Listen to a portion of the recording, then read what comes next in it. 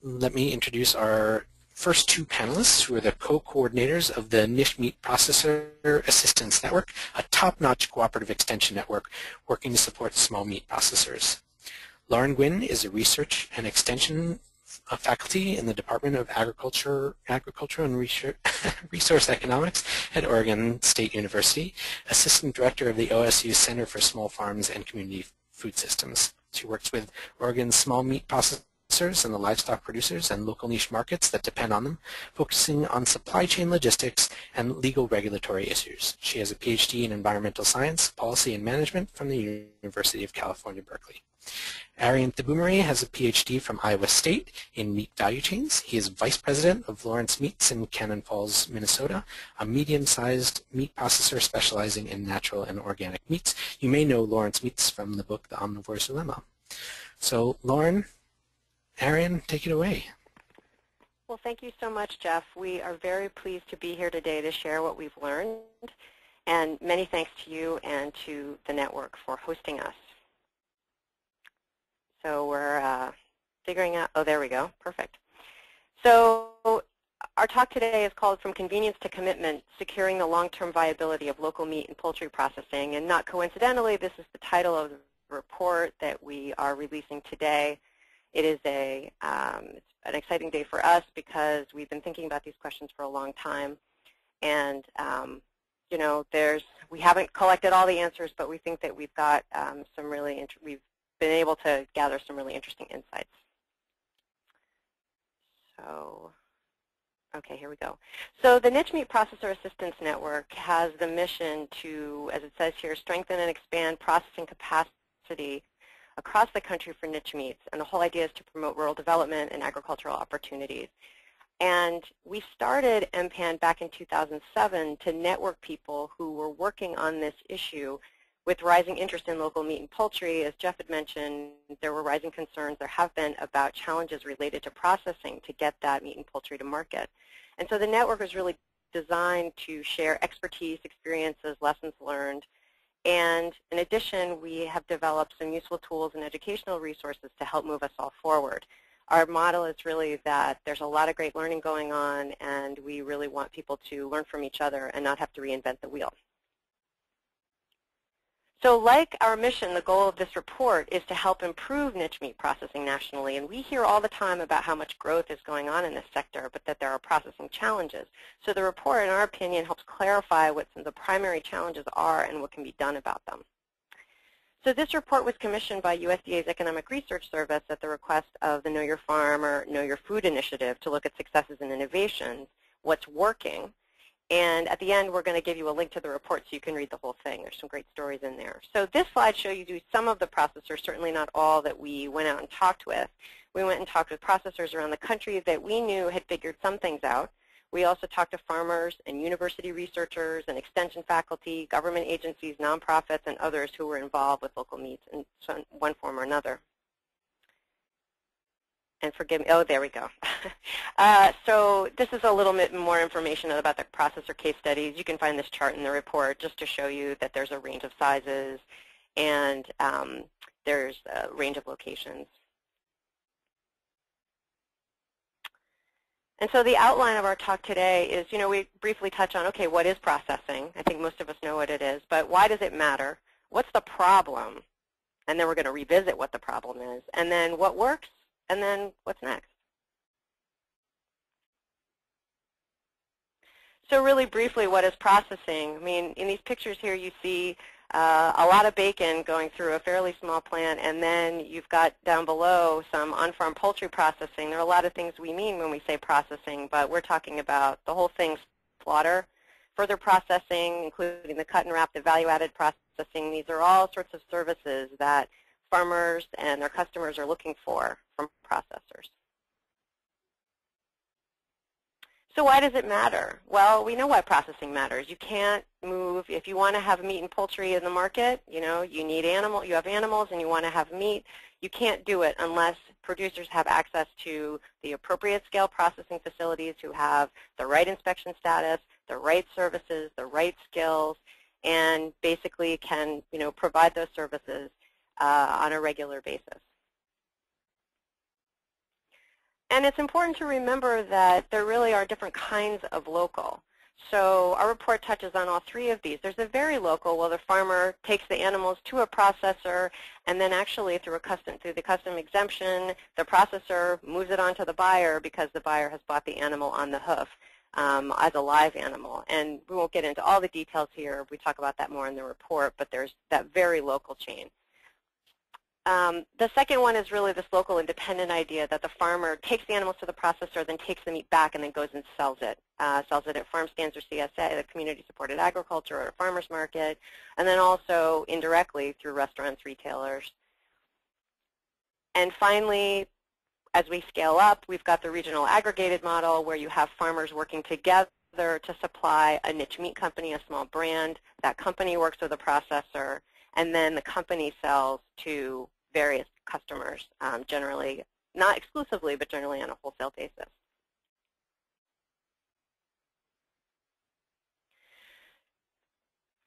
So what is the problem? Arian is going to walk us through what we hear about the problems. Thanks, Lauren. So as Jeff alluded to early in introducing this webinar, we often hear that there is this quote-unquote processing bottleneck. And hear this from a lot of producers, and these are some of the common sort of on-the-ground, the common comments that you see from farmers. That one, there are not enough processing facilities, processors don't have the right services or inspection status. For the first one, it would be, oh, I have to drive really far away, seems like there's nobody close to me. A second sort of comment would be maybe there's a state-inspected plant and I need to sell across state lines, or maybe that plant is custom exempt and they don't have, and I need a certain kind of inspection to sell into retail or wholesale channels. Another common concern that's brought up is I have to schedule a processing date really far in advance.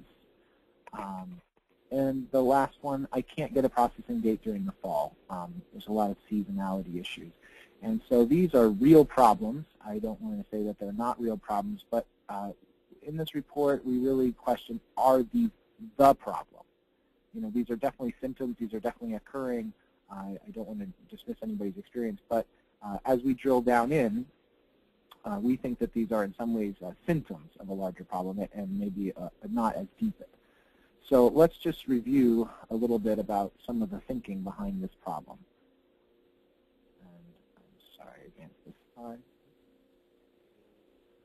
So this is the viewpoint number one. This is the commonly held viewpoint. You hear a lot of people out there. There's plenty of livestock. The demand is there. Processing is the bottleneck. And so if that is how you construct the problem, the obvious answer is to build more plants. As you'll see, we don't think that that's the right answer. So getting ahead of myself.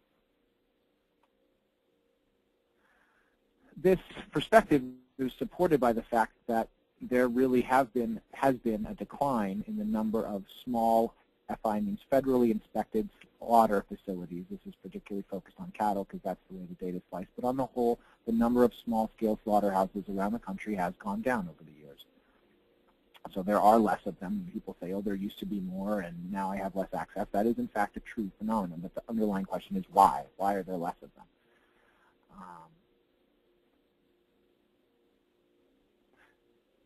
You also look at data like this from USDA FSIS that's put out there, the number of counties with no small cattle slaughter facilities and 143, don't know how they got that number, small cattle farms.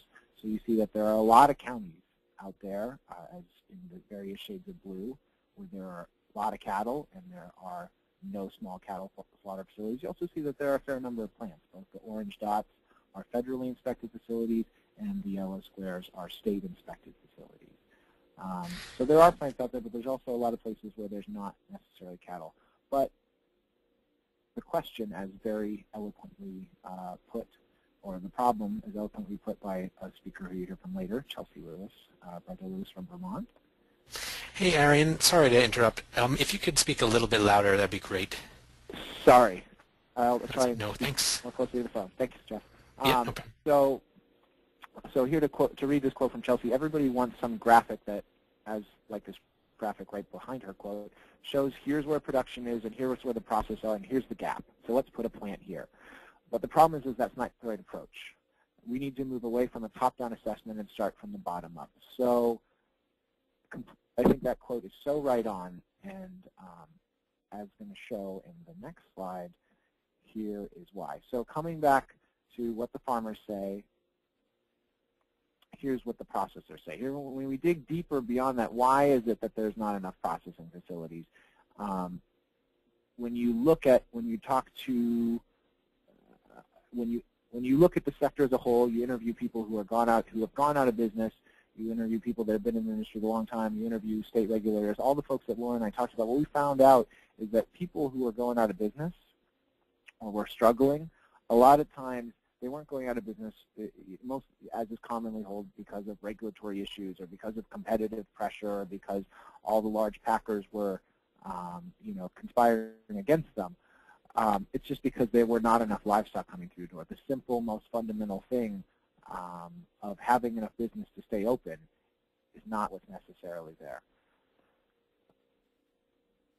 The next, sort of in contrast with the farmer statement, of processors don't have the right services or inspection status, a lot of processors, when sort of framed in this way, they would say, well, farmers ask me to do new things, but they don't have enough volume to cover my costs. So, for example, a processor may get asked to make a certain new product. That new product requires new equipment, but the producer only has a few hundred pounds that they need to make. And when, in the processing business, everybody's heard of the dollar store, where when you buy stuff for meat processing, it's at the $10,000 store, because everything costs at least $10,000 when you are buying processing equipment. So you need to have a certain amount of volume in order just to even pay for the cost to make a particular product. And Arian? Yes. Jeff is saying there's lots of comments that people can't hear you.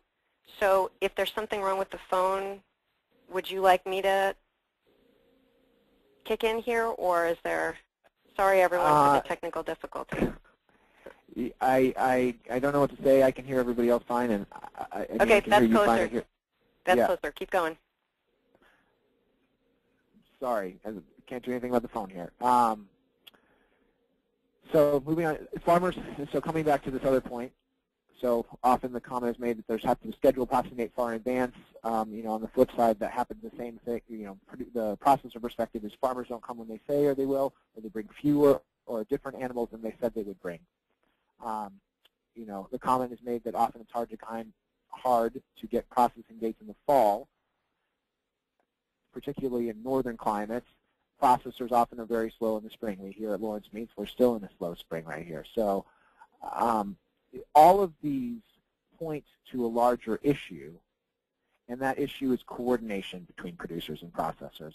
And it points to the larger issue, as was captured well in Chelsea's quote, that simply having a map that says here's where producers are and here's where processors are, well, if they're not coordinating about who shows up at what time to keep that processor busy on a year-round basis, that processor could do very well, be super full for 3 months out of the year, and be unable to make payroll for 3 months out of the year. And you'll only have to be unable to make payroll for so many weeks before people just stop showing up to work.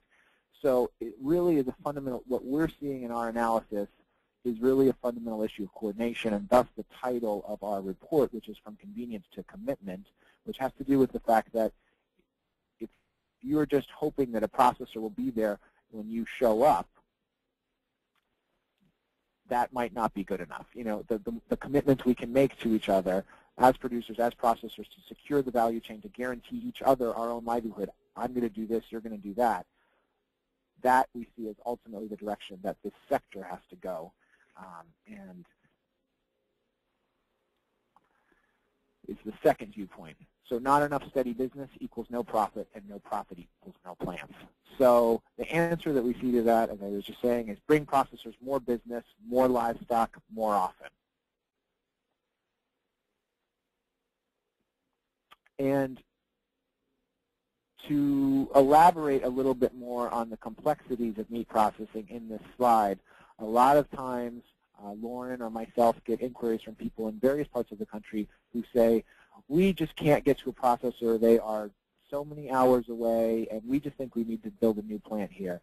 And so this analysis, this financial analysis of expenses that it takes to run a plant, these are round numbers, but they're based on real data from a variety of plants of various size all over the country. If you take even a very small plant, the smallest plant that we can kind of conceive as operating and having from slaughter all the way to finished retail cut product and cooked sausages, that really you need, as is in this red box at the bottom of the slide, the required number of beef a year to break even, and this is making some assumptions that aren't displayed here but are displayed in the report about cost, about the pricing of that product. We're looking at over 400 head, just whether you're cash flowing or break even. And when you want to have a larger regional processing like we have here at Lawrence Meats, where I am right now, we're talking over 8,000 head a year to have a diversity of complex products in roll stock packaging that's ready for retail. So it's important to keep in perspective when people say, well, we should just build our own plant. Well, do you have 400 livestock that you know are going to be there? And how do you know that they're coming is another question, because we get a lot of inquiries that come to us that people really want to get in, they really want to do this, but they don't end up panning out. So the issue, again, of commitment cannot be underscored enough. So I hope that is a little bit louder. I've been trying to speak up. I hope folks can hear me a little bit better. Lauren, do you want to take back over? Oops. So, as you can tell, we've been talking about this idea. Now, did everyone, I hope people saw this slide while you were talking, Arian. Did you have this up, or the financials? The financials. Okay. Sorry, everyone. It's going back and forth to two people, but we'll work it out. So, as Arian was saying, meat processing is very high risk. It's very complex. It's very investment intensive, the $10,000 store. And it's got very thin profit margins, which can be surprising given the cost of the end product in the store. You say, well, that thing costs $20 a pound. How can it not be making people money? We didn't include here, but we included in the report an analysis of how that money breaks down along the supply chain, and still how you have, you have to run a really tight ship at all of these different nodes from producers all on down. And the idea here is that if you have committed business for the processor, then that can mitigate the risk, and that may mean some initial investments, and it may mean in terms of adding different services that farmers and their customers need. And the more expense you have of those things, the more commitments are needed.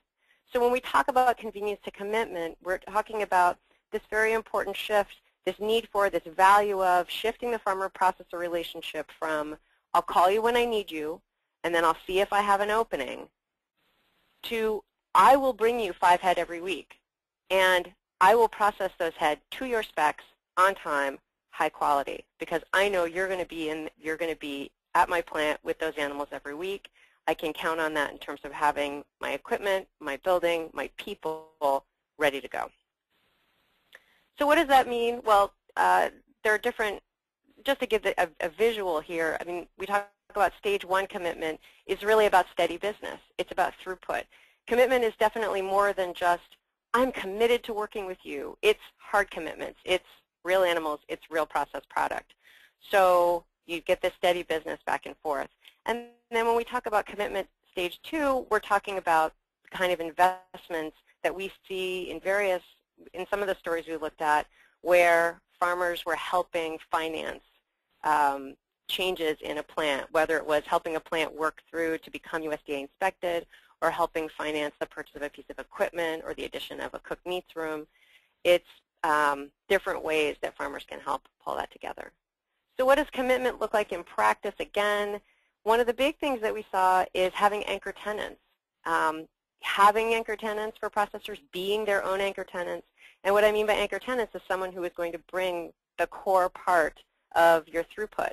So Lawrence Meats has 3 key customers that bring, well over 2/3 of their volume, and because they have that, then they can process for and provide great services for their smaller customers who don't come regularly.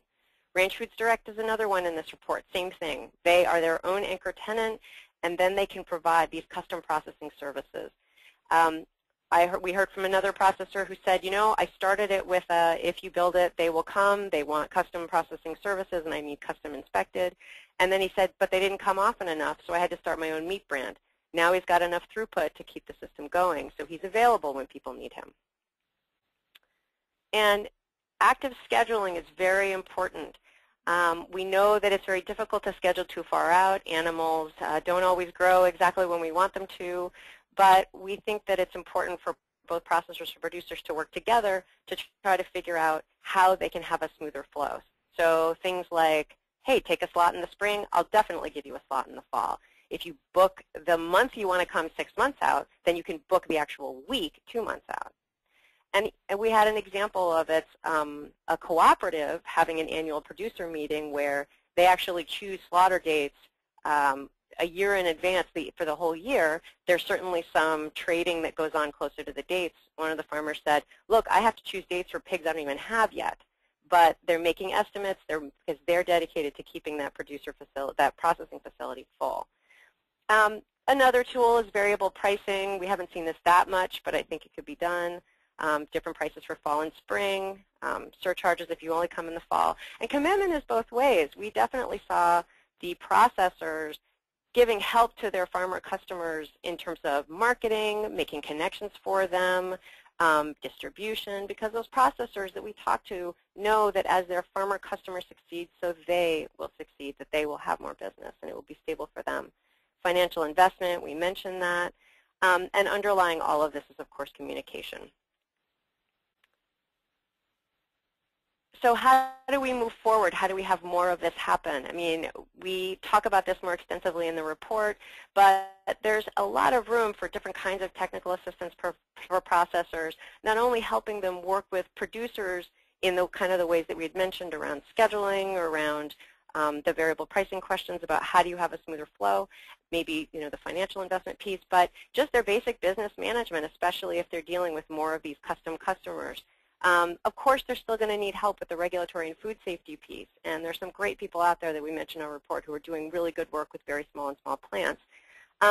Communication and marketing piece is also important, especially for existing plants who maybe are just getting into this local and regional meats world, and it's a different set of clients than they've had before. When we talk about targeted public investment, we're not talking about here's some money, build a plant here. What we're talking about is we've seen some good successes in different states where tax credits or tax incentives have been used, or they're certainly trying to get them used to invest in existing infrastructure, to say to existing plants, look, if you change your business in certain ways, you're going to be more available to the producers in this region. Rather than saying we're going to build a whole new plant, let's say what needs to happen to upgrade this facility or to, in hard and soft ways. There's also a whole need for training and capacity building for producers who are working with these processors to help with those kinds of commitments, and we've mentioned some of those things already. Getting together and trying to set up scheduling is a really big piece, so that a group of producers is committing to that processor. As far as long-term producer commitment to niche meat brands, we simply wanted to point that out because, in an era of record high, historic highs in commodity prices, there's a lot of producers who have been involved with niche meat brands who may be saying, I don't need those right now. I'm just going to sell at auction. But, prices probably inevitably are going to change, and if those niche meat brands go away, then those processors are going to struggle, and they may go away, and it's going to be very hard to replace both of those when we want them again. And then finally, we really think that there's very much, even in the short period of time that we've been running NGFN, and we have been involved in these issues and been watching them for a number of years before that, there's just been a lot of evolution. I mean, in this sector, there have been new businesses come online. There have been existing processors adapting and adjusting to these new kinds of customers, these new kinds of meats, these new kinds of markets. And there really is sort of a growing pain stage where there's just, some lessons learned, maturation, things that are going on. And I think as I listen to these different conversations that are happening in different regions, I get really excited about the prospects. And so with that in mind, also one of the things that we did in this report is this is really not just up to the farmers and the processors. There's a really valuable role that agencies and nonprofits and universities and other folks can play to try to provide that kind of support and technical assistance that I mentioned. And I insisted on including in the report some studies of collaborations that are happening on a regional scale where people are trying to sort out different pieces of local meats processing. And we looked around the country. There were certainly, we knew about more of them than we could talk about. And we hope that nationally NGFN is providing some glue for different kinds of groups like this. But what you're going to, in the report you can hear what we learned about and wrote about, but I asked 3 of them here today to talk about some of the new and exciting things that they're working on. So you can see how this is developing. And with that, I want to find the piece of paper that has the biographies on them, and I will in a minute. But I want to go ahead and introduce our next speaker, who is my colleague, Chelsea Bardo-Lewis, who is the Senior Agricultural Development Coordinator with the Vermont Agency of Agriculture, Food, and Markets. She coordinates the Vermont Meat Processing Working Group and the New England Beef to Institution Initiative, and she's been working on partnership opportunities between meat producers and processors in Vermont and New England. She has a master's in agriculture, food, and environment from Tufts, and she was one of the co-hosts of the extremely successful first ever New England Meat Conference that I had the pleasure of attending recently. So Chelsea, take it away. Thanks so much, Lauren. So my name is Chelsea Bardo-Lewis. I'm a Senior Agricultural Development Coordinator with the Vermont Agency of Agriculture, and I do have the pleasure of coordinating the Vermont Farm-to-Plate Meat Processing Task Force. So, I mean, as we've heard, processors play a pivotal role in our local meat industry, but there's definitely been kind of this tendency to not look at the processors as businesses and look at the support that they need. So we've kind of focused on processors as a way to create a ripple effect both upstream and downstream in the meat supply chain. The purpose of this task force is to build Vermont's meat industry by coordinating livestock slaughter and processing stakeholder organizations to deliver technical assistance, investment, and education. We implement and monitor farm-to-plate strategies related to meat processing, and I'll talk about the farm-to-plate network shortly. And we also promote a shared understanding of a complex system and communicate back out to stakeholders. So I know that there's some on the call who are from the kind of nonprofit and government sector, so I'll just talk a bit about the theories guiding our network. I highly recommend the work of Kanya and Kramer on collective impact model. There's a series of articles published in the Stanford Innovation Review that you could look up or contact me to get. And I think this quote captures the concept well, that similar to birds in a flock, all organizations are better able to learn what each organization learns, enable a more aligned, immediate, and coordinated response. So the task force itself carries out very few projects as a collective entity, but instead focuses on shared learning and supporting the work of individual members. So for instance, we see one of kind of the major victories of this task force is that I think we've been able to move the conversation away from this kind of processing bottleneck story that Arian and Lauren captured so well to a more nuanced understanding of the underlying issues in this really complex value chain. So I'm not going to kind of go into the farm-to-plate network at this point, but just want to say that the Meat Processing Task Force is kind of embedded in this larger kind of food system network, which makes sure that we're not kind of a silo onto ourselves and work closely with the 225 member organizations that are part of the network. So we were very deliberate about defining our focus and our membership as a task force. Our core constituency are facilities that provide poultry and or large animal slaughter and processing services for one or more producers and are either commercially inspected, either state or federal, or provide custom slaughter services. Our membership is any organization or industry group that provides technical assistance or support to the target population. This includes the Agency of Agriculture, Extension, technical assistance providers, producer organizations, funders, and we also work very closely with the Meat and Poultry Processors Association, which is the industry group. We ask that to participate. All members commit to coming regularly as we're really trying to build trust and a shared understanding. We meet monthly at a regular time, and our meetings kind of include organizational check-ins and discussions on pertinent topic areas. And we'll choose a different topic area generally each month. Past topic areas have been small ruminant processing. There are a lot of sheep and goat producers in the state have expressed a special type of constraint on getting their animals, their livestock processed.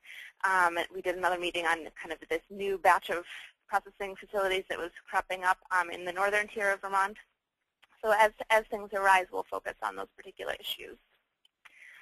So I'm just going to go through some of the areas that task force members have focused on. The first one is technical assistance.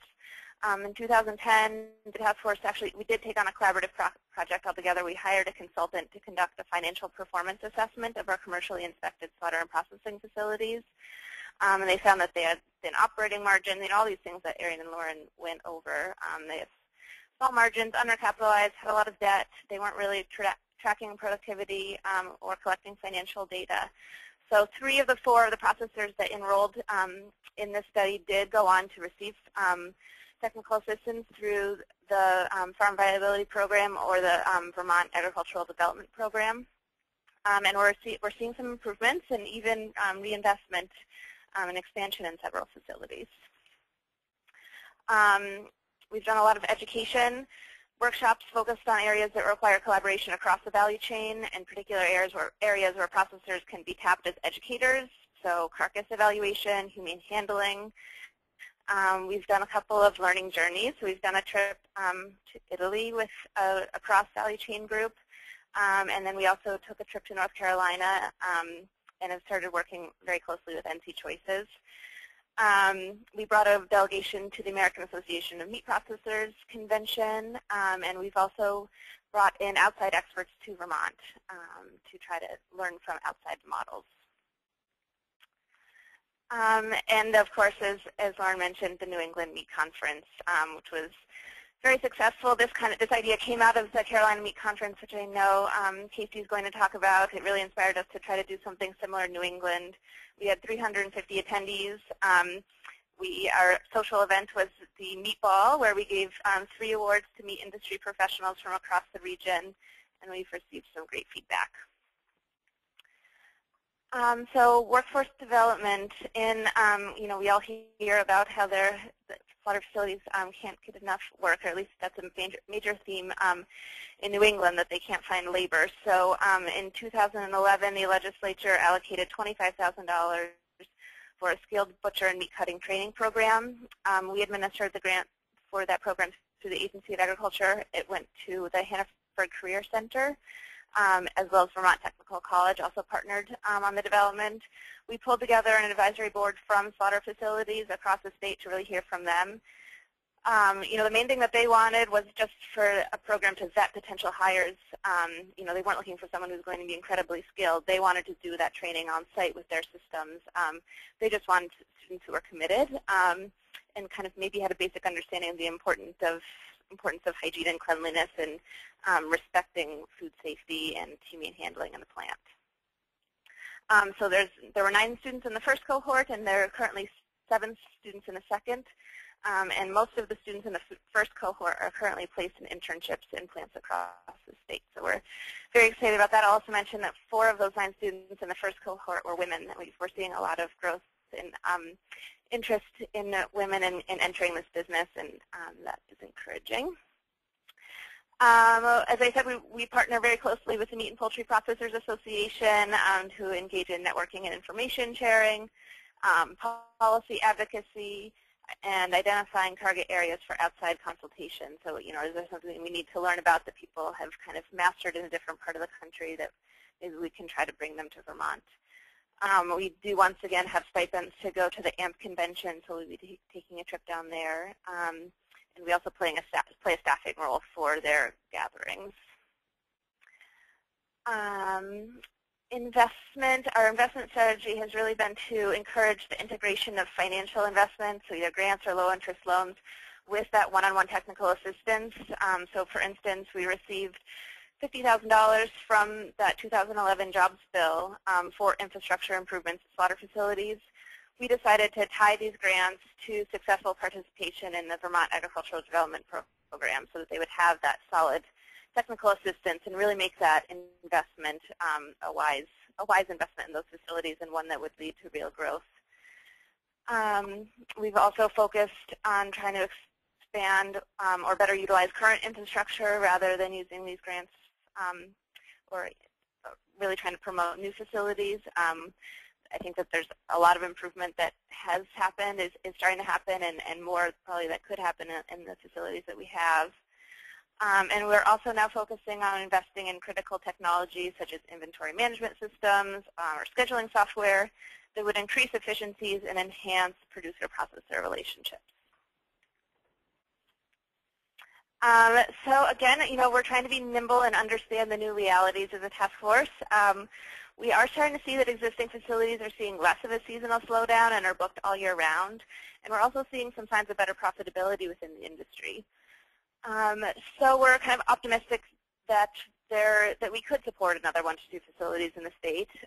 And we actually have one mobile facility, one large animal mobile facility that's starting up in Addison County on the western side of the state, and then one fixed unit that's being constructed in the northern part of the state. So both of those will be coming on this year, and kind of hopeful that there will be the throughput to sustain those businesses. We're really lucky here in Vermont to have a state inspection program that supports startup. So we have Randy Quenneville here as our the section chief for meat inspection. He goes out to people's sites and helps them understand the regulations, helps with site selection, looks at blueprints, and really provides a lot of one-on-one technical assistance that that USDA doesn't always have the capacity to provide, at least historically. And we can also support from my division, from the development division, with helping to connect with low-interest loans and grants. So kind of next step, as I said, supporting new facilities that are coming online. Wastewater management is definitely a big topic that we'll be tackling in this coming year. How can we support our small plants, I don't think any of which that are currently sited are hooked up to municipal systems.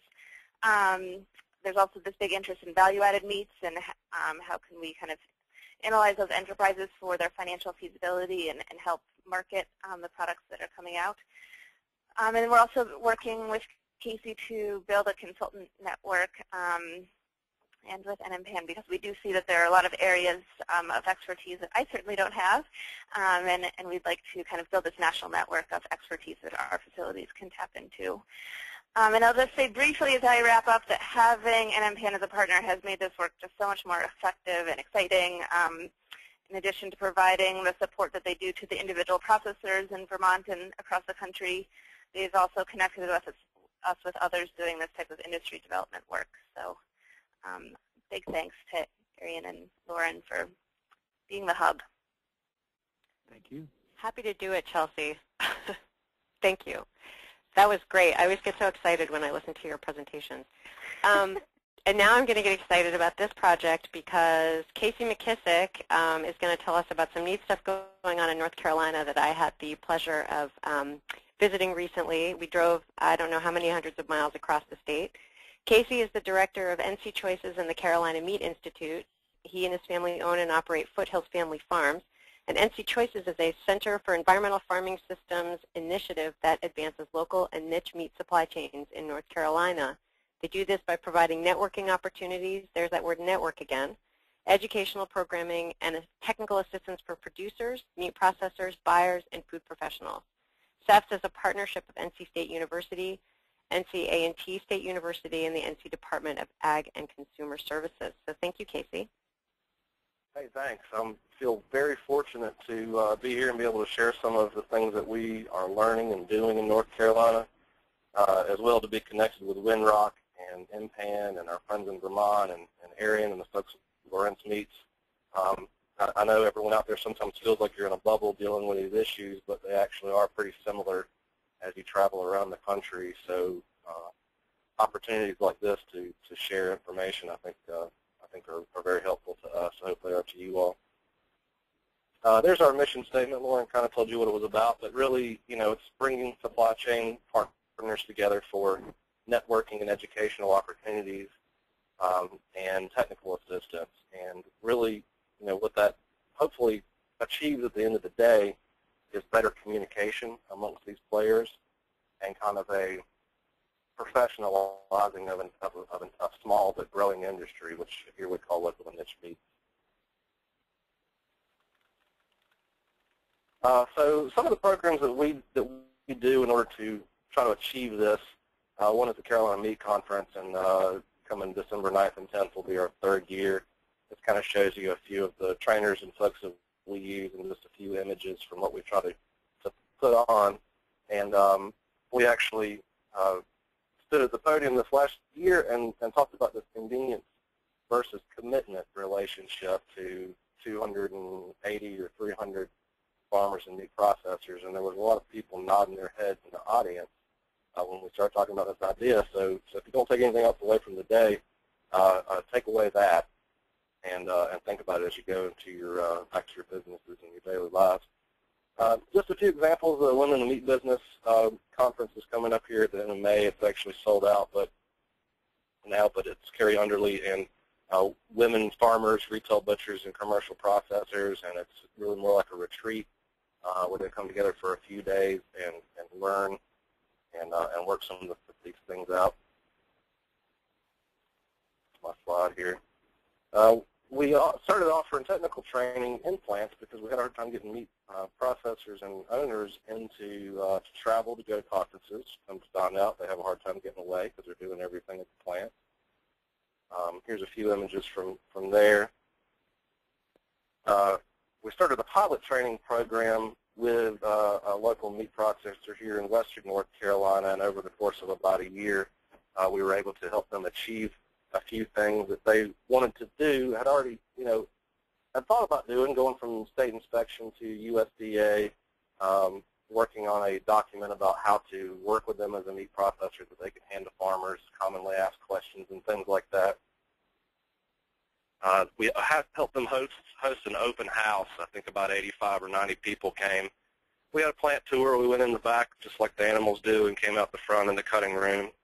And folks really had a great time, and that actually kind of took them from being a not very well-known rural slaughterhouse to, handling a lot of the farmer meat handlers in North Carolina now.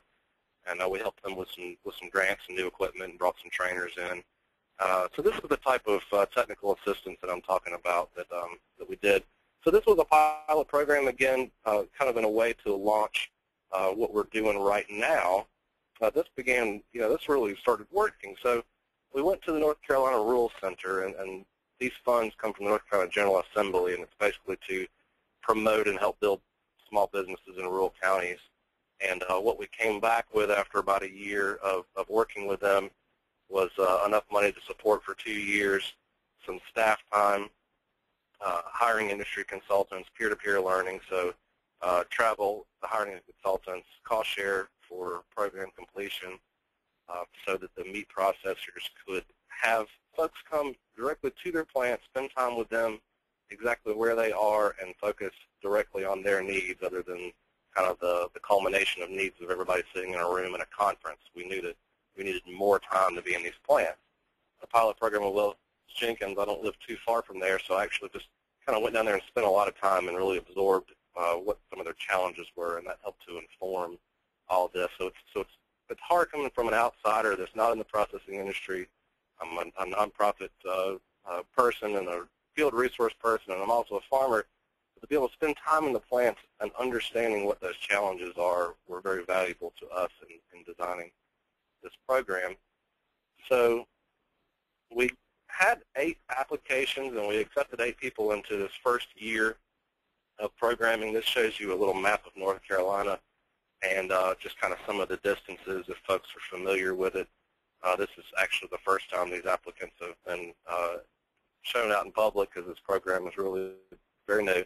But everything from existing slaughterhouses that do some further processing and packaging for retail and wholesale to an IGA grocery store up in Warren County, North Carolina, which is interested in helping local farmers using their existing butcher shop to help local farmers solve some of their processing and logistics needs, to a farmer-owned retail-exempt facility in Ashe County, which is very rural, for farmers who live a long way away from existing processing and who are trying to kind of take some of this back under their control to cut costs and to have a little bit more control of the process. So there are about 14 hours of driving in between these plants if you just went from one to another, so it's a large area to cover, and NC Choices has got a very small staff, but we're very excited that all these processors have come forward and said, hey, we really want the type of information that you can provide us, and it's time to go. So that mostly concludes the time that I have in information. There's my contact information. It's available on ncchoices.com too. Thank you. That was terrific, Casey. Thank you very much. And I want to let everyone know, as the NC Choices Tech Assistance Program rolls out, we at MPAN have the task of helping them compile some lessons learned and a manual to come out of that based on what they were able to do with those processors, so that we can make that available around the country to others who are trying to work with existing plants. So I think there's a lot of opportunity to not only for them to make change in North Carolina, but for them to spread that out. So thank you, Casey, for telling us about that project. So I'm now excited to introduce Kathleen Harris, who works out of New York. Kathleen Harris has over 30 years of experience in the livestock industry. She's a graduate of Penn State University with a BS in animal production, and she worked for 7 years as a licensed livestock grader and marketing specialist for New York's Department of Agriculture and Markets. She and her family then developed a successful farm business raising lamb and pork and direct marketing products at farmers markets and to high-end restaurants. And she currently serves as processing and marketing coordinator for the Northeast Livestock Processing Service Company while continuing to farm with her family. And what I think is really fascinating about the work she's doing, in the report we talk about where NELPS came from and the background and why it was established, but she's really been moving the project ahead and figuring out how to expand and help processors and producers with different needs and different market access. So, Kathleen. Thank you, Lauren, for this opportunity to present in this manner today. I'm not technically very savvy, but I'm enjoying listening, and I hope that I can impart a few pearls about our company to the rest of you folks. First of all, the company was started in 2005, and the reason why it started is because a group of farmers and processors got together and said, what is the problem? Why aren't there enough processors? Why aren't there enough livestock going through the plants? What is the holdup here? So they started this company called a service company. They felt we had enough plants. There had been an analysis feasibility study done, and they determined that we had enough physical structures, plants, but we just had to manage better how the livestock went through them. So the service company was started by farmers, and it was designed to help other farmers mitigate their problems with livestock processing. Well, now, that started in 2006. We started signing on plants and started signing on farmers, and now here in 2013, we have 140 farmer members, and we work with 12 different plants. So it's coming together, and most of our producers are what I call processing independent. In other words, the services that they originally came to us for was to find a plant, to find the right plant, to be able to convey cutting instructions effectively, to be able to have a good working relationship with their processor. Those things seem to have taken care of themselves. And in addition to that, many things have happened now that have caused the company and the directors of the company, who are farmers, to realize that they need to move into more marketing. So because my farmer directors are very altruistic, they said, we want to help our farmers, but we don't want to compete with our farmers, so go where our farmers cannot go for themselves as individual farms. So they said, tap into the institution market. Well, for those of you who have immersed yourself in this market, it is extremely challenging to sell to institutions for a number of reasons. And the reasons are that there are different types of institutions, and many of them are used to buying meats for very reasonable prices. And when they move to buying local, it's another story entirely because of the pricing structure and the ramifications that go along with that. But let me first start by identifying that there are basically two types of institutions to go to, and we mostly deal with schools, colleges, institutions like private schools, and you know, some of those colleges or schools are called self-ops. Now, they're institutions that are not under food service contract, so they're much easier to land an account with, let's say, because they're not confined by the contract. They are easier to work with, but there must be a sustainability committee in place at the purchasing institution, because if they don't get it, there's no sense in you going there, because they're not going to change their mind just listening to you. There must be a directive from the top committing to buying local foods. This is the framework, that the project that we call ourselves Local Foods from Local Farms, as a project of NELPS. When we first started trying to become an approved vendor with a large food service company, it took 2 years. And we finally became approved in 2008, and at that time, I have to say, the large food service company wanted it to happen, and they jumped through the hoops to try and work with us to make it happen. But here were some of the things why there are so many barriers to becoming an approved vendor. Number one is the insurance requirements. Not too many farmers I know of carry $5 million worth of insurance, product liability insurance. The second, and probably the most onerous task, was to find a plant that had a third-party sanitation audit. In other words, we're only dealing with USDA plants, but that's not good enough. When it comes to food service, they want a third-party private audit from another company over and above USDA.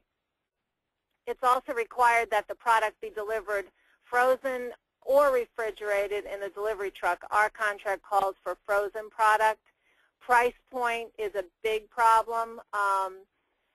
You know, we're fully $1 between what they can buy it for on the industrial model and what they can buy it from us for. So they really have to be committed to buying local just because of the price disparity. And then, you know, payment. We wait the minimum is 45 days, and sometimes it goes up to 90 or 100 days, and that is very difficult for us, but it would be even worse for a farmer. We pay our farmers right away because we're licensed and bonded under packers and stockyards. So we pay them right away on their hanging weight, but I'll get to that later. Marketing to institutions under food service contract there are two types of vendors. One is the approved vendor, which we are, and the other is a preferred vendor. A preferred vendor normally is issued a P card, and that's a purchasing card, and that is connected to a rebate program. Now, in New York State, the laws of the rebate program say that if a school buys from a preferred vendor, then the school has to get the rebate back. But in other states, I guess the rebate can go back to the large food service management company and not be returned to the school that is making the purchase. So, but in New York State, that's very much against the law, so that all of those rebates have to go back to the schools. Also, there's a lot of pressure because of that rebate system for more orders to be made by the preferred vendor rather than just the approved vendors. Reliable delivery is another thing that most of our farmers couldn't provide. I mean, we started on the top left there, you'll see an old Ford truck. We started with that truck. It was used, and we bought a used box, insulated box, and we you know, worked to get that all put together. And that worked for several years. but 2011 was a good year, and we bought this brand new truck, and we feel that it's a much better vehicle to deliver our products. So quite simply, I'm just going to tell you what it takes to process an order through NELPS, which is the company acronym, Northeast Livestock Processing Service Company. First, I work on getting the orders, and once I get an order from a school, a college, an institution, I then source it from our farmer members, source filling it from our farmer members. And with my background as a livestock grader, I go to the farms and make the selections until I'm confident that the farmer knows when they tell me that they've got choice, that they are going to have choice cattle. The most important thing as farmers you should know is that your most important piece of marketing equipment is a scale. Once you have that down, that helps you a lot in being able to convey to me over the phone the readiness of that animal. That's the first step. The second or third step is that we arrange the slaughter and processing with the one plant that we're working with that is third-party audited, and then the farmer is responsible for delivery to that plant. That's all the farmer has to do, is deliver to the plant and get a check within a few days from us. We pay that check in accordance with Packers and Stockyards law, and we work with the buyers for cutting instructions and receiving timeline. Many of the buyers at institutions have been buying meat in a box for so long that they really didn't even realize it had 4 legs. I'm quite convinced of that, because most of them are still asking, when you first start working with them, they're asking for, 50 pounds of tenderloins and, 200 pounds of ribs and things like that. And those types of orders are not what local food purchasing is about. So it's a lot of educating our buyers. So then once we work through the cutting instructions with our buyers, I do the in-plant oversight. That means that I am working with the butchers and the packers, making sure everything's done to the buyer's specification. Then we go back and pick up the load when it's frozen, or in a couple cases we have fresh chilled loads. And then we deliver to our buyers. We order the load. Going back and picking up the load doesn't sound like a big deal, but it's really important to order the load properly for unloading, and it's really important that if you're not there for every piece of oversight, that it makes sense to you when you pick up the load. You're not, like for instance, I had one beef that was split, and I could see just by the weights on the boxes that they didn't cut the ground beef right, that one of the buyers got more of the ground beef than the other. So these types of things are very important when you pick up the load. Then we deliver to our buyers, and at the time of delivery, each buyer receives an invoice with the farmer affidavit from the farm where the meat is sourced. They also get the farm story from that farm, and NELPS then manages the accounts receivable. We also just started doing a newsletter about things about our farmers. We have feature articles about different farmers, and we have feature articles about some of the things that NELPS is doing, and we're giving them that out along with the invoices and the other material to our buyers. And that's pretty much the steps to process an order, and we continue to look for more markets in the institution realm, and we're very happy to be able to provide this service for our farmers, because it's mostly a cull cow market, and they get to have a premium for their cull cows, and we get to break it down and sell it and put good food into the schools. So if you have any questions, I'll entertain them, as will the other presenters today. Thank you so much, Kathleen. And I think the story you just told is really a great example of that kind of commitment, where you are aggregating and you're providing this important service between the process, not only for the processor who's having this, one person to work with and this smooth delivery of livestock, but also to the producer who is having this marketing piece figured out. So that's a great example of these kinds of commitments that are important. So I think we're, okay, good. I have, as we call it, control at this point. I want to just tell you a little bit more about the Niche Meat Processor Assistance Network. Jeff, I'm having trouble moving the slides ahead. Oh, there we go. So NPAN has a presence online. We have our homepage, which you see here on the left, and I just wanted to point out a couple of things here. The NPAN listserv is a place where you can ask questions, answer other people's questions. We have lots of great discussion, everything from a lot of stuff around wastewater to certain kinds of equipment questions. How do you decide about specific equipment? Some bigger picture, how do you work out different questions around producer-processor relationships. So it's a really great listserv. And then once you go on to our website, nichemeatprocessing.org, you'll find all of these links. And these are some of the examples of the resources that we have. We are an e-extension community of practice. E-extension is the combined land-grant university systems online presence. And so a lot of the pages will have e-extension logos, and it will look like it's from the university, the land grant in your state.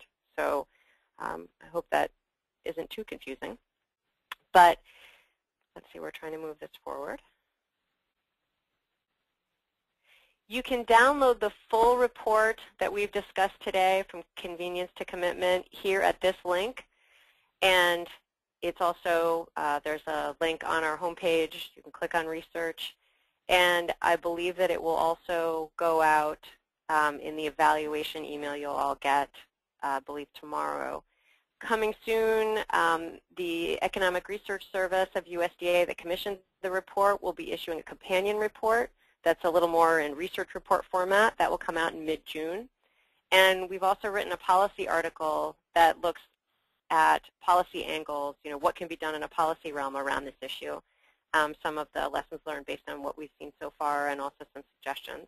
And then again, our website for you to join us if you're interested in this issue. And then finally, I really would like to acknowledge for the report, we had some great project advisors you'll see listed here, some wonderful research assistants. Again, the ERS and our external reviewers. Oregon State University is my home university. Arian still has a small extension appointment at Iowa State University. They've provided great support. And then the whole NPAN Advisory Board.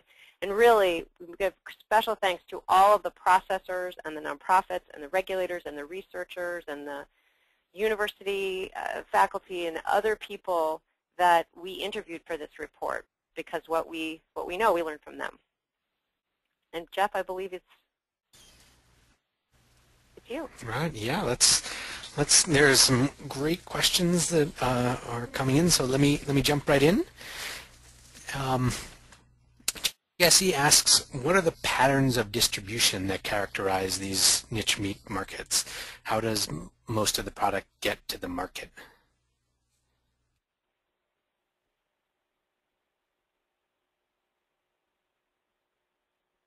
Who wants to tackle that?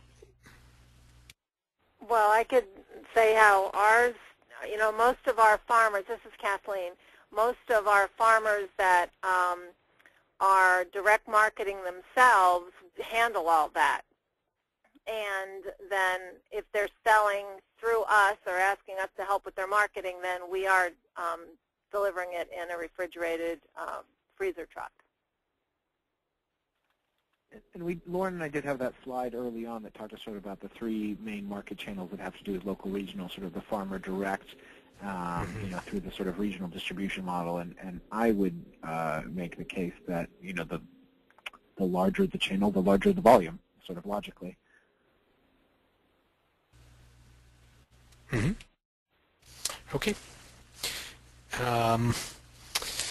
Kathleen, a question for you. If you're aggregating multiple product from multiple ranchers to sell to an institutional buyer, how do you handle inconsistencies across producers? Well, as I said, I'm going to the farm and making the selections. And if you're grinding, and most of our products are ground beef and the associated products with cull cows, that is, I work with the processors to make sure it's a homogeneous blend. When my buyers ask for a product, they state whether it's supposed to be grass-fed or they'll allow grain finished. So, then I have to make the selection at those farms, and because I'm going and making the selection, I can tell. Sometimes I have some cows that are over-conditioned, and if that's the case, then I'll buy a cow that's on the thin side, and we'll mix them. And I've got a great group of butchers that will actually hold fat back from one and then add it in as the grinds are being made. So it works out pretty well. Okay. Chelsea, maybe you want to take this next one. If processors say that the key to staying in business is enough producers bringing in animals in all seasons, what can be done to promote growth in that space and thereby support the profitability and growth of small and mid-sized processors? Sure, yeah, it's a great question. I mean, we definitely need to be sensitive as here in New England and a lot of parts of the country, there's always going to be a seasonal nature of especially pasture-based livestock production, and especially when you have small beginning producers who are entering the market, a lot of the times there's going to always be more animals coming through in the fall. But there has been a lot of work done through our great extension network. There's a project that's actually happening in southern New England right now at UConn, URI, and UMass. They received a SARE grant specifically to do technical assistance for livestock producers to produce year-round. UVM up here in Vermont has done some similar work. So I think kind of through that education and just, I mean, it's also market-based as producers start to scale up and kind of these larger scale markets are looking for product year-round. There's just a natural tendency to try to provide throughput more consistently. Mm-hmm. Okay. Arian, perhaps you might be good to answer this one. Malcolm asks, how is technology lowering the break-even size for a processing plant? He's saying that many industries, technology can assist and allow smaller to be profitable. That's definitely a reasonable question. One of the problems with this industry is that technology often helps in two ways. One, through the organization of information, and two, through taking allowing you to do certain processes faster or in higher volumes.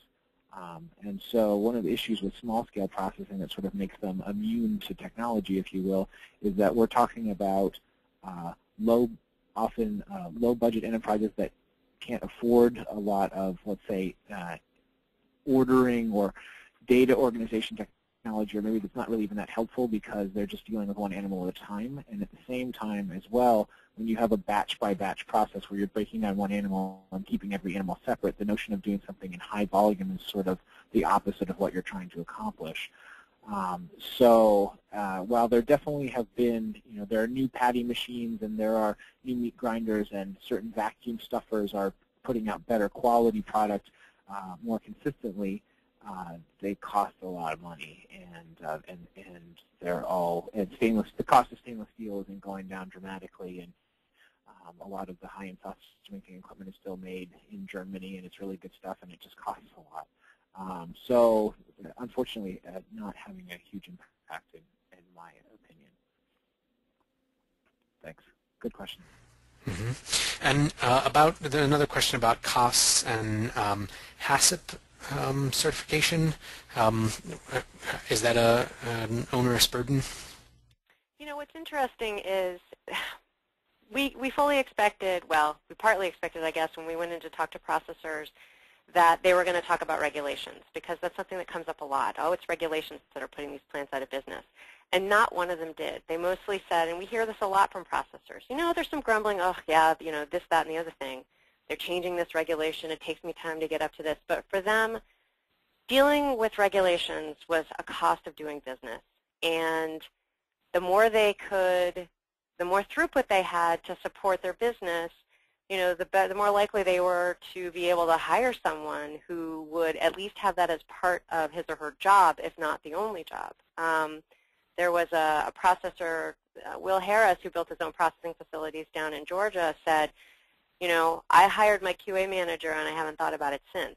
Now, not everybody can hire a QA manager, but it is a cost, but it's something that these processors have figured out how to deal with. And what I was also interested in is there were some folks who said, look, we grew up with HACCP. These are often multi-generational businesses or people who, learned about it one way or another, and they just learned how to think through it and took it on as something they had to do. Ariane, do you have anything to add about that? I think you did a great job. Yeah, and I think one of the things that we illustrate in the report is also as you get, as your volume increases, certainly you're able to hire more technical expertise, which does, as Lauren quoted Will Harris, it makes those problems become irrelevant. Well, and I wouldn't say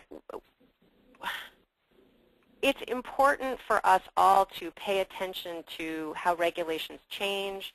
Over the last few years, the way that HACCP plans are validated was amped up, and we, following a lot of lead from the American Association of Meat Processors, were trying to do some education and organizing around we need to tell FSIS to come up with a way to validate HACCP that isn't so onerous that small plants will all go out of business because they've got to validate every single sausage recipe.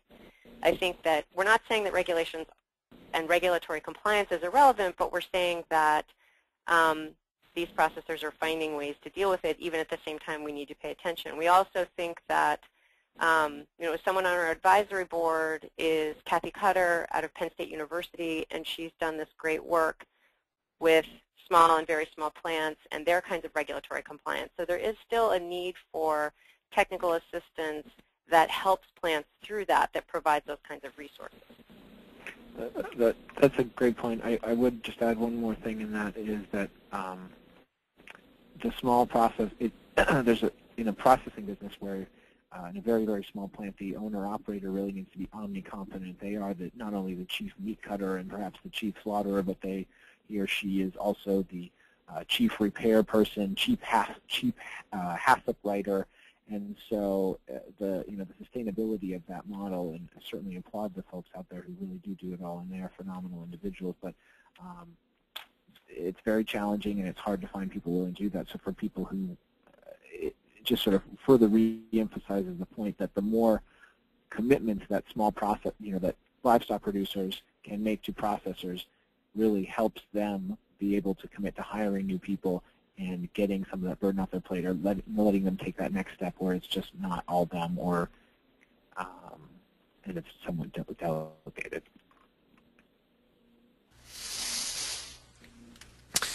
There's a question here asking if anyone has looked at things like bacterial load, quality, ecological benefits of shorter value chains. Lauren, do you know anything about any studies? Well, yeah, good question.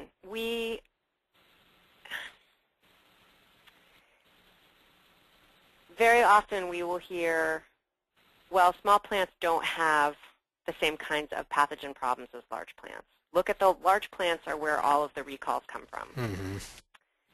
And intuitively, that seems to make some sense given the volumes, the speed. I mean, they move a lot of product through. I'm going to put on my pointy-headed academic hat and say it's hard to say that when we don't have a lot of data. On the other hand, I'm not going to say that small processors have more problems.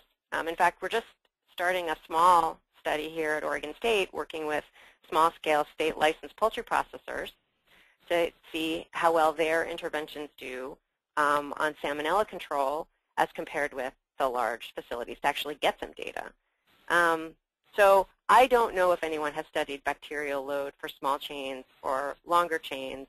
You would think intuitively that maybe the shorter the chain, the fewer points of control required. The larger the chain, sometimes the higher tech is applied to, if not prevent pathogens, kill any that remain. So that's not it doesn't answer your question. Yes, it is a good question.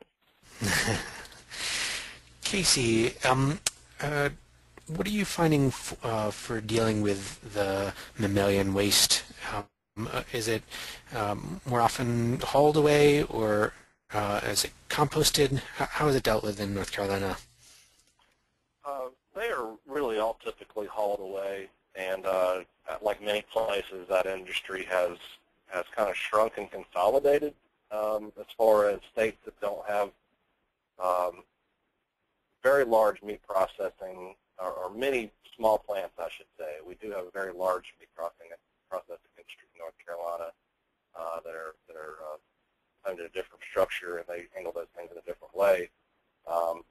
The contractors that come and pick up waste now at the small plants that we work with are typically charging a slightly smaller amount than they were 5 years ago to remove the waste, but 10 and 15 years ago, the processors were being paid for those products. So I don't pretend to know all the ups and downs of why that is and the economics behind it, but suffice to say that I think it affects farmers' bottom line, or what they end up paying the processors. It affects the processors. I've heard numbers from $500 to $2,000 a month for removal, some smaller than that. But yeah, that's a snapshot, I think. Mm-hmm, mm-hmm. There are a few people asking about mobile processing units. Chelsea, I know you mentioned that there was one project that you were working on in Vermont. What are we finding with these mobile processing units? Well, can I jump in? Yeah, sure. On that, and Chelsea barge in also. But I've been watching mobile. The same thing. What's that? We probably say the same thing. Yeah.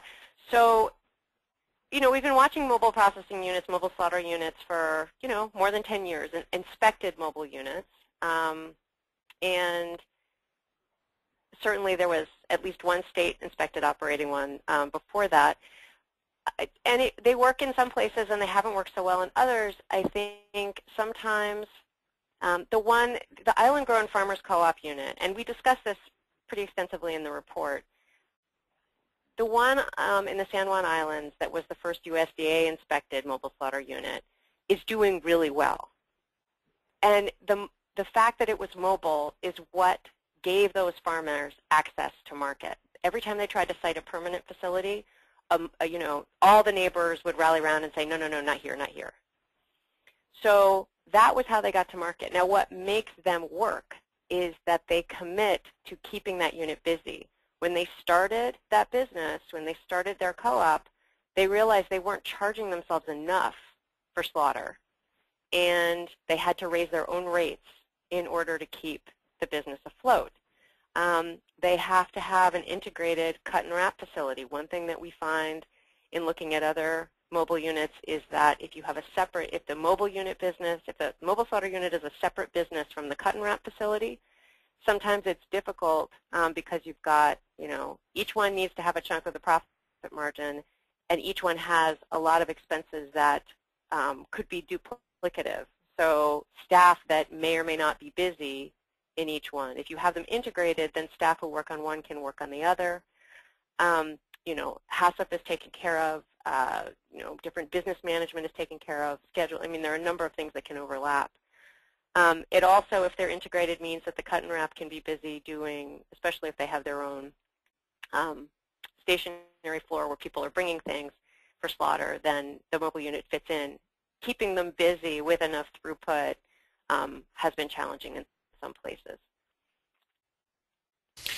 I've been led to understand that some units seem to be good at almost like a feasibility study for citing a fixed processing building, yes. Just sort of market proof. Yes, and in fact, one of the case studies that we weren't able to include in the final report, but that we have put on our website, is of the unit that was built in New York State by the Glenwood, and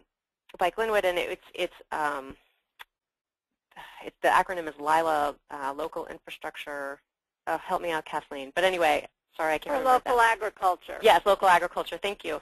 And they built this mobile unit, which was really quite, it's been referred to as the Cadillac of mobile units because you actually had to slaughter inside, and that had to do with the interpretation at their USDA district about what needed to happen. But basically what they found, they got it up and running. It was used by a particular farm that had been considering building their own on-farm permanent facility. And after using that mobile unit for a while, they really got to where they thought, we need more capacity, we need to have our own facility, we need to have it integrated with the cut and wrap, this is what we're going to do right here. And it was this amazing tool for them to try out the business. And now the unit can move on and it can go somewhere else and help them try out the business. We saw a similar thing happen in Colorado where Ranch Foods Direct, not sure that their current slaughter facility that they were using, because they don't have their own kill floor, they didn't know if that slaughter facility was going to be around for the long haul. They got going with this mobile slaughter unit. After doing it for a while, they feel that they could build, now they're considering building a larger, more complicated mobile slaughter unit, possibly with 3 units that go with it. But it is a way for people to test out how to get into the business. And Renewable Harvest, which built that original unit, is offering the unit for other folks around the country who are interested in getting into that. But, there's a lot of complexities, but yes, you're right to bring that up. Mm-hmm. Okay, great. Well, with that, I want to offer a really huge thank you to our excellent panelists today. And thank you, Lauren, Arian, Chelsea, Casey, and Kathleen. I also really want to encourage you to read the full report. This is co-authored by Lauren and Arian, and as Lauren mentioned, the link will be available on the archive page for this webinar and will be emailed directly to you to all the registrants in the webinar tomorrow. This webinar has been recorded and is archived on, or will be archived on our website, along with the 40+ other webinars we've done in the past. So feel free to send others who you think might like to have heard this presentation and take some professional development time yourself and dig through our archives, ngfn.org/webinars. This webinar will be up within a few business days, perhaps even tomorrow. Our webinars are organized into topics, so if you look in the left-hand navigation area, dig into whatever interests you. We do offer our NGFN webinars on the 3rd Thursday of each month at 3:30 p.m. Eastern Time, noon 30 Pacific. Sign-up links are always at ngfn.org/webinars. This month, however, we're pleased that we're able to host an additional webinar 1 week from today. The Business and Industry Loan Guarantee Program and the Community Facilities Loan and Grant Program are 2 USDA programs you may never have heard of, but there is significant motivation for these programs to support local and regional food systems. There is money, technical assistance, and it's available even for for-profit and non-profit, tribal, all sorts of business organizations. Please join us and learn how these rural development programs can work for you. And then on the 3rd Thursday of May, we'll have 3 successful food hubs give you insights on how they got started. What are some of the best decisions they made, some of the worst? What contacts did they feel really helped their business to thrive? How much money did they need? How did they get it?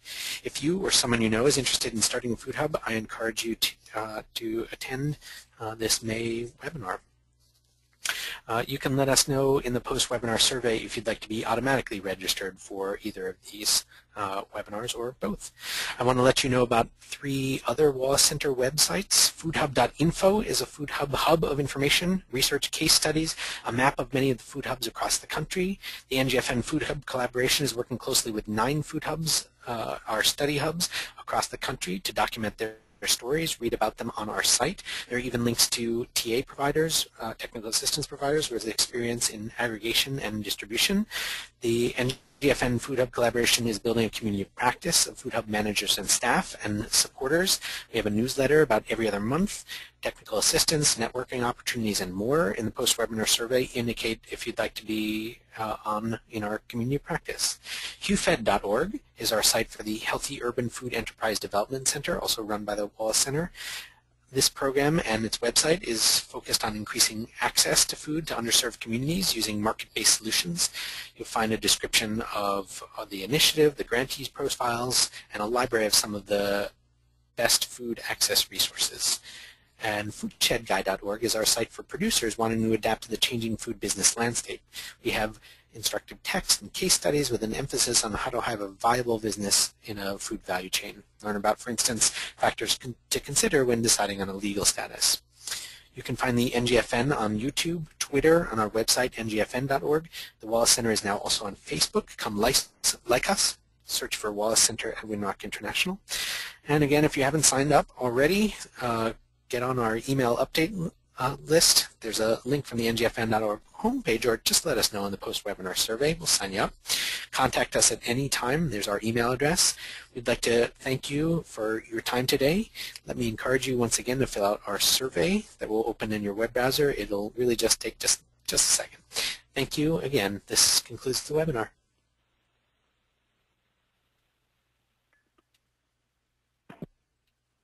The organizer has ended the session, and this call will be disconnected. Goodbye.